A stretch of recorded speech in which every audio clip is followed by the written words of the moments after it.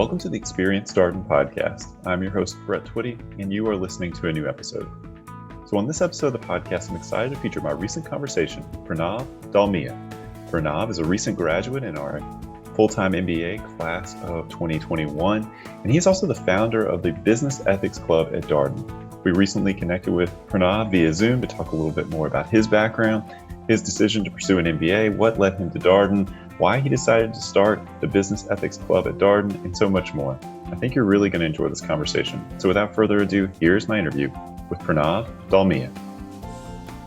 Pranav, welcome to the podcast. Hi, Brett. It's great to be here. Great to speak with you and to some of our prospective Darden students. Absolutely. Well, it's great to have you here. Excited to hear more about what's going on with you and how things are going in your world. But first and foremost, just want to check in. How is everything? Yeah, it's a sort of bittersweet time, I would say. On the one hand, we've recently had our graduation, which feels great, and it's fills me with a sense of accomplishment to have graduated from such a wonderful school. On the other hand, over the last several weeks, I've also been saying goodbye to a lot of my close friends. Every other evening there's a get together to bid someone farewell. So that, having spent a couple of years and gone through so much together, I do feel sad to say goodbye for the time being, but at the same time, I know everyone's going to be back for a reunion after a year. So I look forward to seeing everyone then. That's right. Darden has a 1-year reunion. It sounds like you'll be there. Oh, I'll definitely be here. Yeah. So where are you heading? Where's your destination now that you've graduated? Yeah, so interestingly, I'm one of those sort of oddballs who are actually going to be hanging around Charlottesville for a bit. I'm going to be working on some research with UBA faculty. My own sort of plans, in fact, are to apply for PhD programs at business schools in the fall.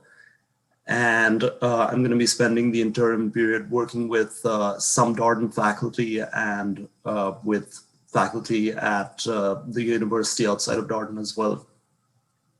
Well, that's exciting. How did you decide that you wanted to pursue an academic path?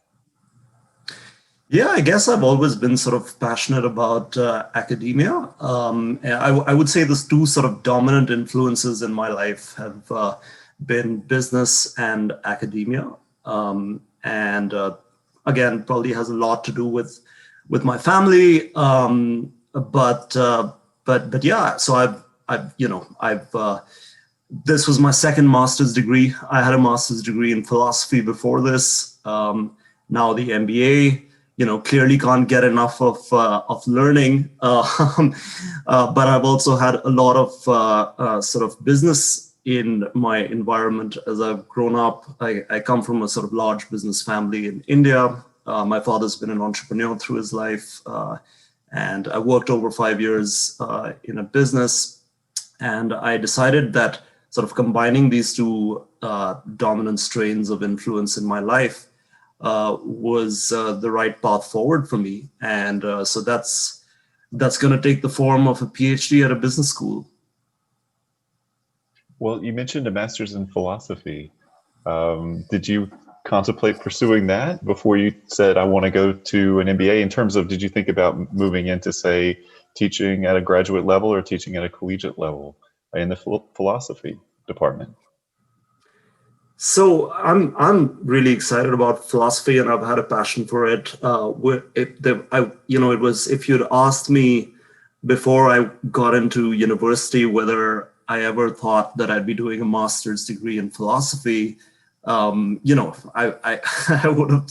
have thought that you were out of your mind. But as I studied it during my undergraduate at the University of Delhi, I got so sort of pulled into it and drawn to the subject that I just had to do a master's program. I went to London and I did a master's program over there.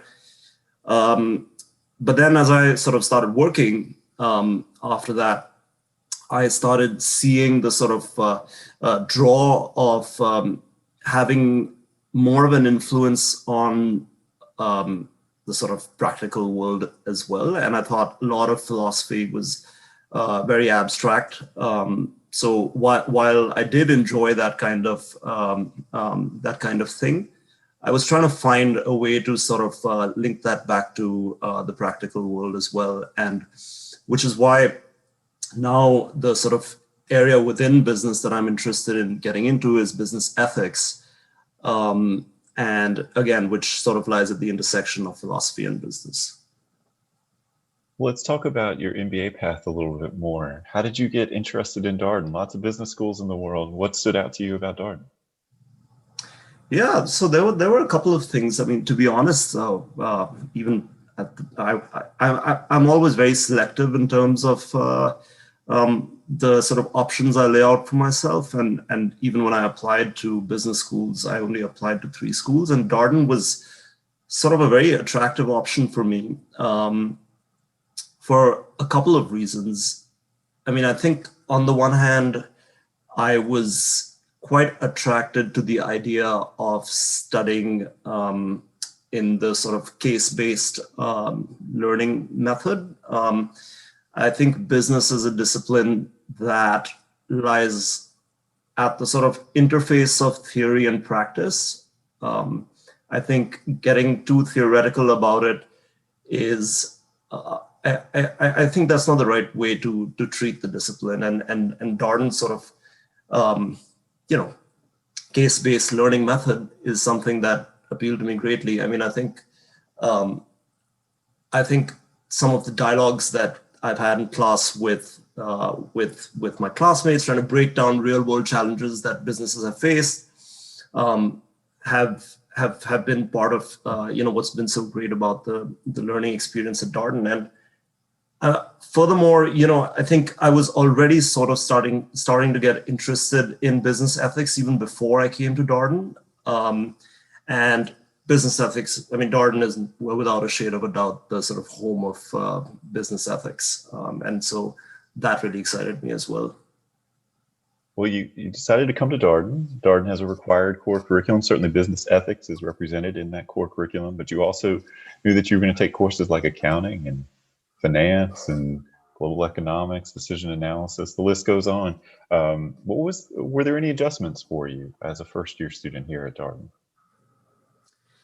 Yeah, I mean, having sort of been fortunate to have worked in an enterprise that was owned by my own family before coming to Darden, I actually had the opportunity to work in a number of different functions before actually coming to business school. So I felt like in a lot of ways I'd had exposure to a lot of different aspects of business. So when I came to Darden and was in class doing finance 101, marketing, accounting, operations, and so on,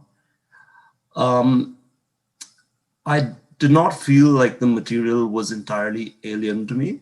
And so the content of the classes was fairly accessible to me. I felt what was an adjustment was the sort of way the classes are conducted and the sort of heavy emphasis that there is in the classroom on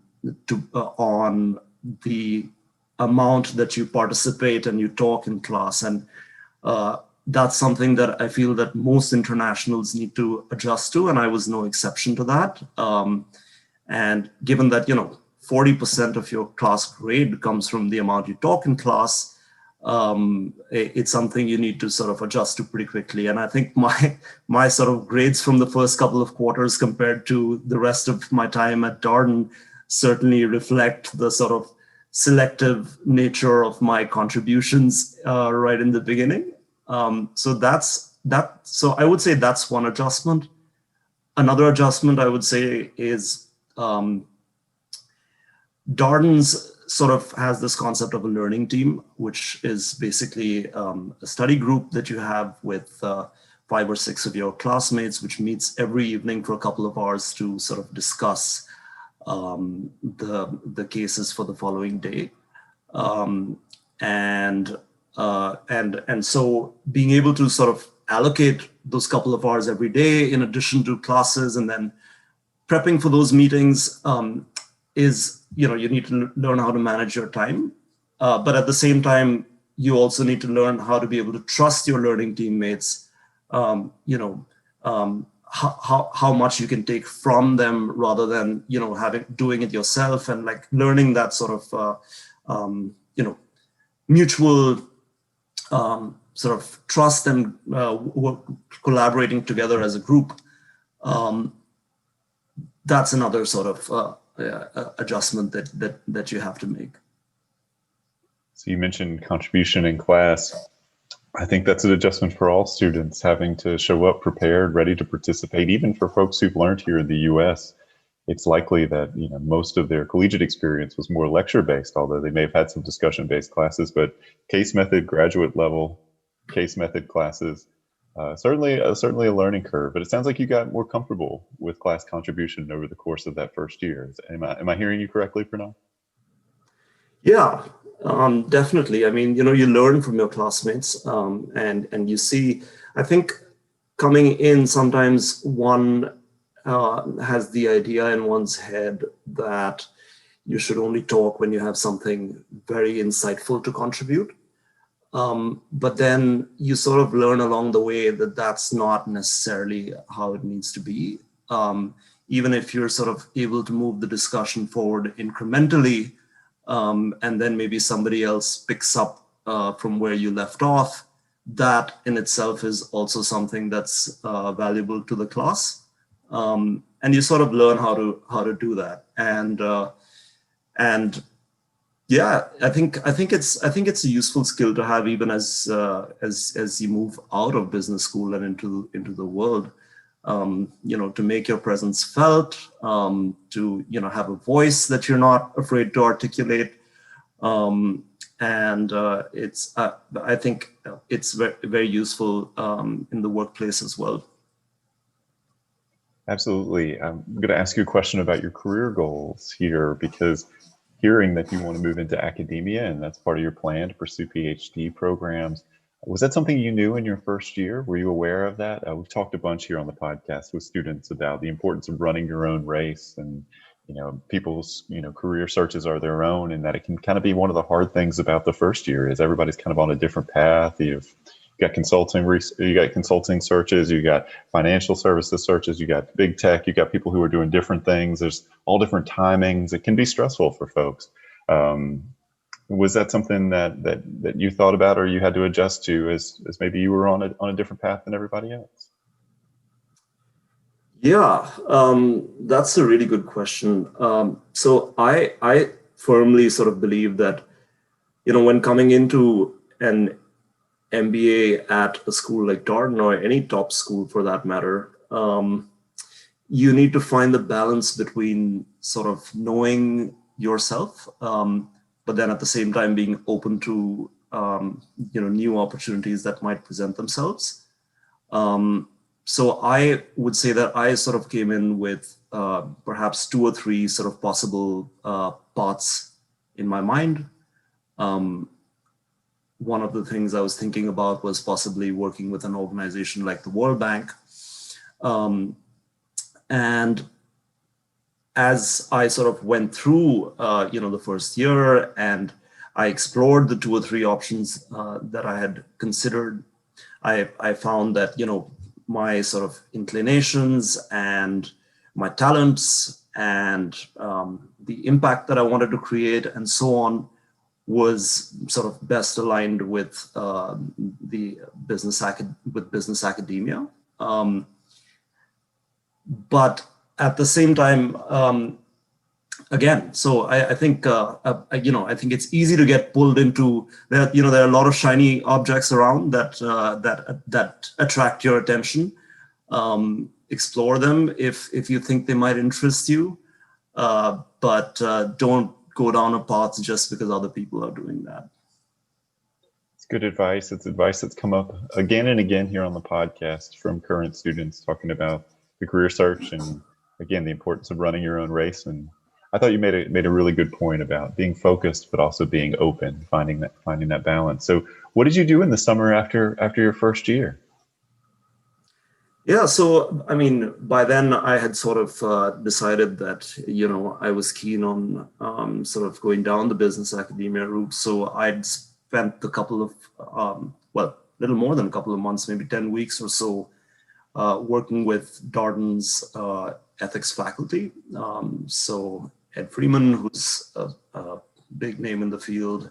It was, my pleasure to have sort of spent a little bit of time with him, bouncing ideas and just trying to absorb as much as I could. I worked probably more closely with Bobby Parmar, who is just so great, and he's been a mentor to me in many ways, and I worked on 2 or 3 projects with him. He sort of works both in the business ethics and in the sort of leadership and organizational behaviors space. And I worked on 2 or 3 projects with him. And yeah, that sort of, I would say, was a great sort of, taster of what life doing research could be like. And I thoroughly enjoyed it. You want to share a little bit about some of the research that you did or some of the things that you were working on specifically? Anything that you think would be of interest to our listeners here?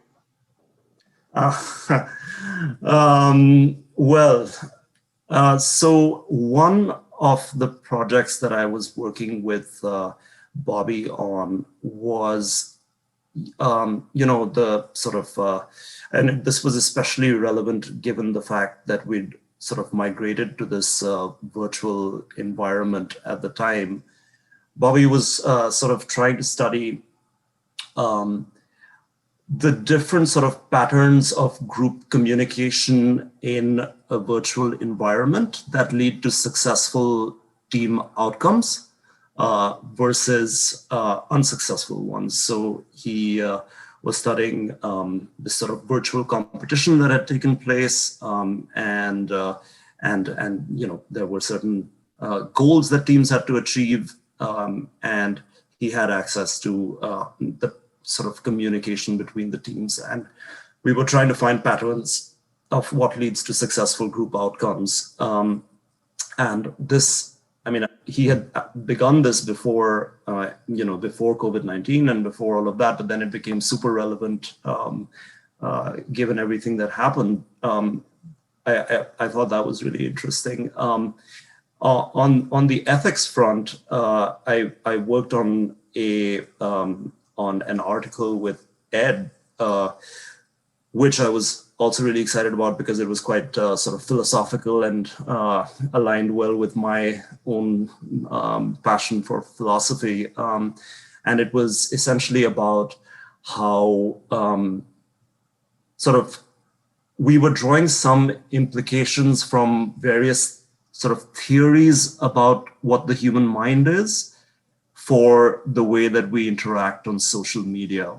So we were, sort of thinking a little bit about what social media means for how we think about the mind and how we ought to sort of treat each other on social media in accordance with those different theories of the mind. So is it fair to say that your experience in this summer after your first year working closely with this group of faculty, it only further confirmed your interest in pursuing an academic route? Yeah, definitely. I think, again, I feel lucky that I was here at Darden, and I'm glad that I made that choice because the sort of ethos and ideology that the school promotes is one that I really identify with. And having the opportunity to work with Ed and Bobby, I hope I can work with them even more in the future, and I look forward to doing that. Well, one of the stories that we track here on the podcast is that the second year, oftentimes, in addition to being a year in which students take electives, it's also a time in which students are playing a really active role in the extracurricular life of the school, leading student organizations, really kind of having an impact outside of the classroom as well. You are involved with the Business Ethics Club. Again, wanted to have you on the podcast to talk a little bit more about this club, this organization. Tell us a little bit more about the Business Ethics Club. Yeah, I'd love to. I love talking about the Business Ethics Club. So, Business Ethics at Darden, or BED, is a club that I sort of founded at the end of my first year, and it's a club that's sort of dedicating to promoting awareness and discussion at the intersection of business and ethics. I felt that given the school's sort of ideology of the important role that ethics plays in business, I thought it would be great to have a student organization that sort of complements that. And I was fortunate enough to have sort of 8 brilliant and like-minded classmates of mine who decided to join me in the endeavor and took on leadership responsibilities. And together we sort of formed the club, and we got off to a great start. We had sort of 130 members sign up for the club. There were challenges operating in a virtual environment for the first year of the club. But we managed to execute a lot of activities, events involving faculties, involving only students, and we try to do some fun stuff as well, have some sort of informal social gatherings for our club members. We really got, I feel like we managed to get a solid start in. We've now handed the reins over to the next team. So BED is something that I'm, very passionate about. But even outside of BED, I would say the clubs at Darden are something that one should really take advantage of. One that I really enjoyed sort of being a part of was Darden's Core Call Chorus, which is Darden's a cappella group, preparing sort of to sing my part in the Cold Call choruses, various events, various recordings, and just interacting with the group is something that I enjoyed thoroughly. Well, that's cool. Have you been involved with a cappella groups before, or was this something new for you? It was new in a sense, because I have been involved with music. I'm sort of a trained classical pianist, and I started playing piano when I was really young, when I was 10 years old. And I sort of picked up a little bit of guitar along the way as well. And always been, a prolific bathroom singer. I've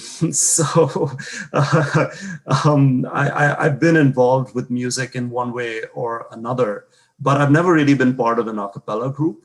And that was a lot of fun because, it's at its core a group activity, and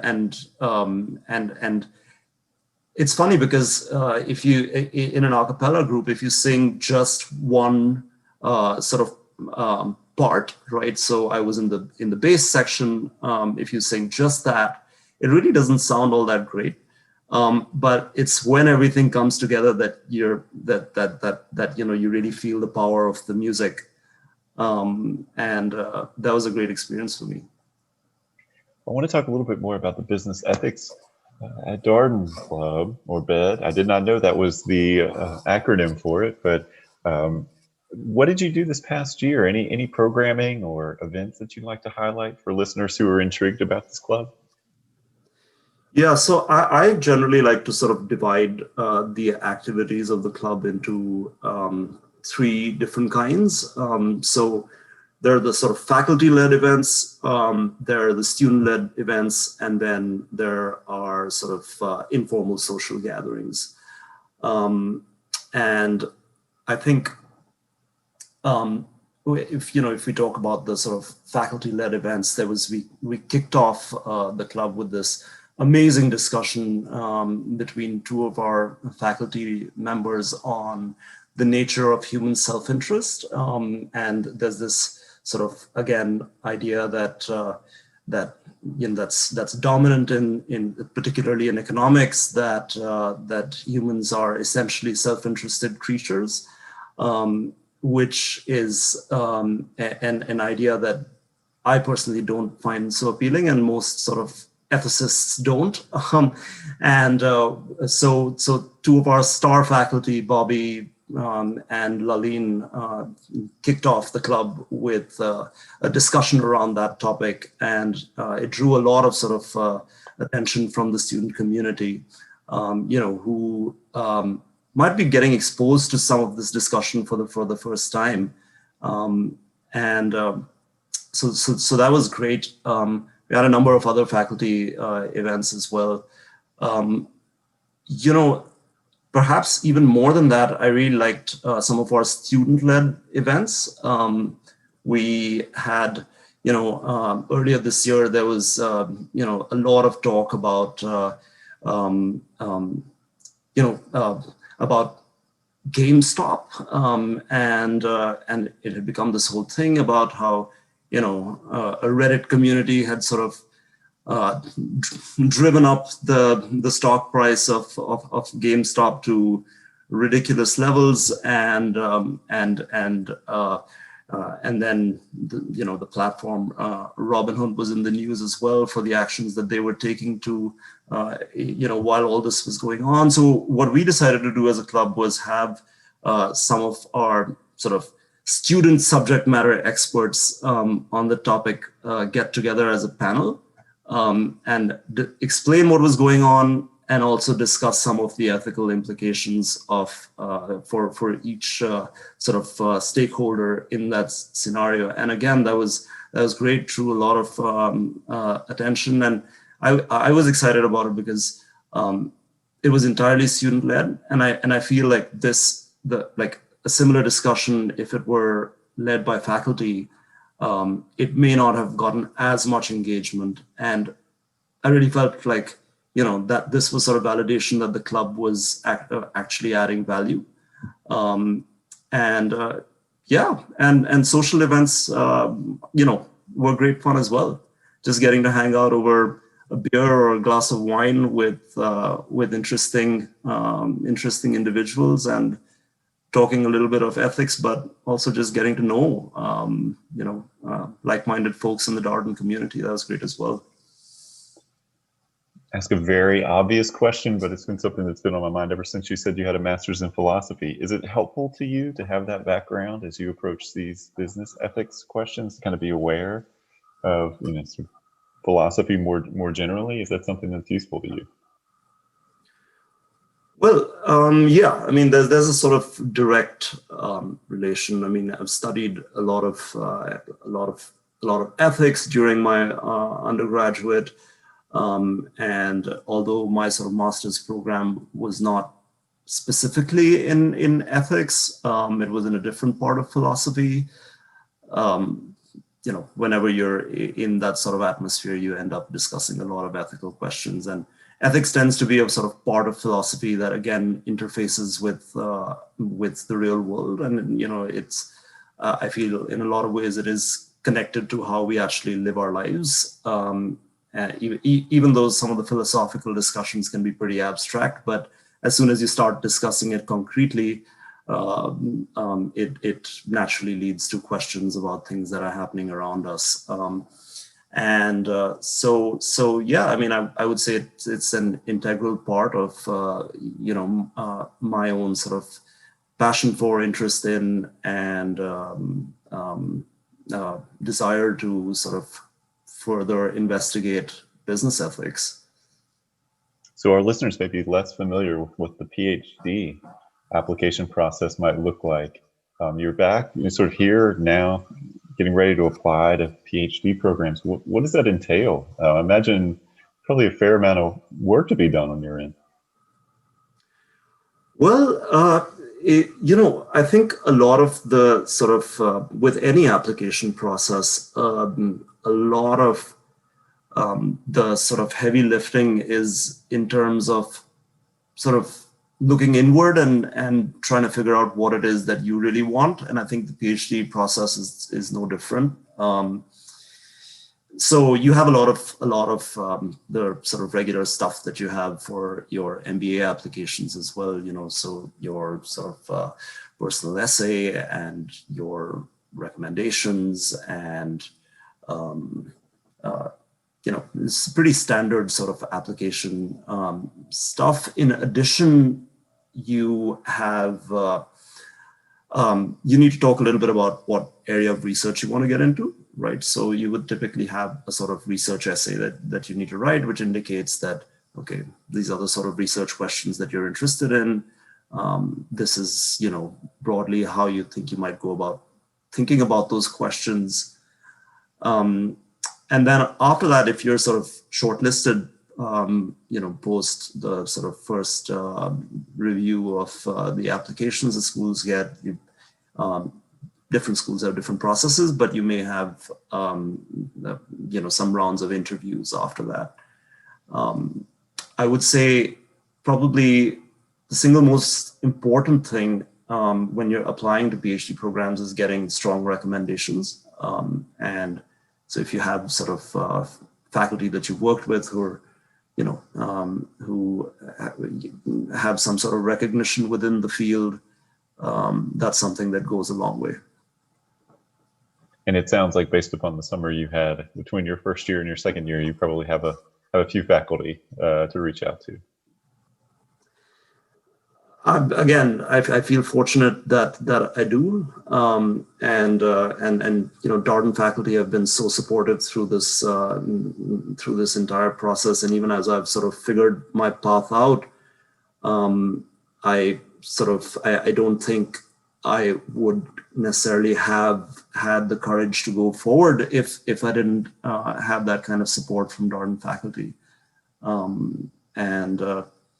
yeah. So again, I feel blessed. Well, Pranav, last question for you here. It's the same last question we ask of almost every guest that comes on the podcast. Just wondering if you have any pieces of advice, anything you'd like to share for our prospective student listeners. Well, I'd already mentioned one before, which was know yourself, but yet be open to opportunities. Another one I would say is be ambitious and be humble at the same time. So aim high, but look for help, and know that a lot of how things pan out are an outcome of luck as well. And finally, have a lot of fun. Remember that, you work to live and not that you live to work. So I think that's something that we tend to forget in today's sort of workaholic, ethos that surrounds us. Work to live, don't live to work. It's good advice, particularly as people are thinking about navigating the application process while juggling a lot of other things. Starting an MBA program that first year, particularly as you learn how to be a business school student, you're juggling academia, your academics, your schoolwork, you're juggling your career search process, you're juggling social elements. You got a lot on your plate. Of course, as you continue through that second year and out into the world, you're going to have even more on your plate. And so making sure that you're having fun, that you're enjoying the process, the experience. It's always good advice. Well, Pranav, thank you so much for your time today. Good luck in the PhD application process. And thank you for talking to us a little bit more about the Business Ethics Club. Thanks, Brett. And that was my interview with Pranav Dalmia, a recent graduate from the Full-Time MBA class of 2021 here at the Darden School of Business. As always, if you have any comments, suggestions, requests, anything you'd like for us to cover here on the podcast, we're all ears. We can be reached at Darden, that's DARDEN, @virginia.edu.